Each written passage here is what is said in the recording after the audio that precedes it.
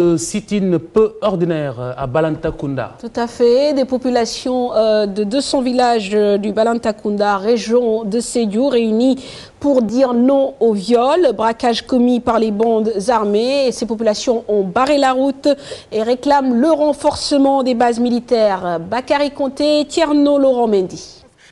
Les populations de 5 communautés rurales, Yara, Mangarungu, Simbandi Balante, Kaour et Djibanar, au total 200 villages du Balantakunda ont barré la route du sud, l'axe Ziguinchor, Kolda en passant par la région de Sédhiou, paralysant ainsi tout le transport. Elles réclament la mise en place des cantonnements militaires sur tout le long de la frontière entre le Sénégal et la Guinée-Bissau afin de mettre fin aux viols, braquages et attaques. Ce mouvement d'humeur est consécutif aux attaques multiples que les populations de l'arrondissement de Djibanar ont subies depuis janvier 2011.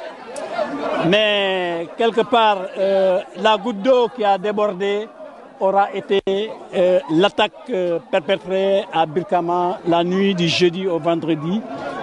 Nuit que les populations de Birkama avaient sacrifiée pour commémorer l'esprit du prophète Mohammed, paix et salut sur lui.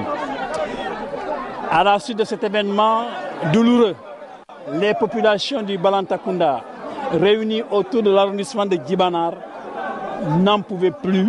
C'était le ras-le-bol. C'est ce qui a motivé aujourd'hui cette grande mobilisation de la population. Le sous-préfet de la localité a été hué. Les populations réclament sa tête. Paul Bass annonce par ailleurs la réouverture du cantonnement militaire de Salyut. Je dois vous livrer 2 messages. L'un de monsieur le gouverneur de la région de Sédhiou, relatif à l'ouverture immédiate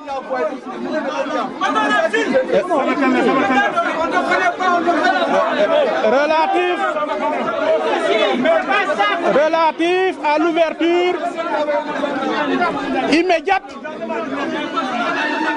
du cantonnement militaire de Salyut. Plusieurs autres manifestations sont prévues dans les semaines à venir.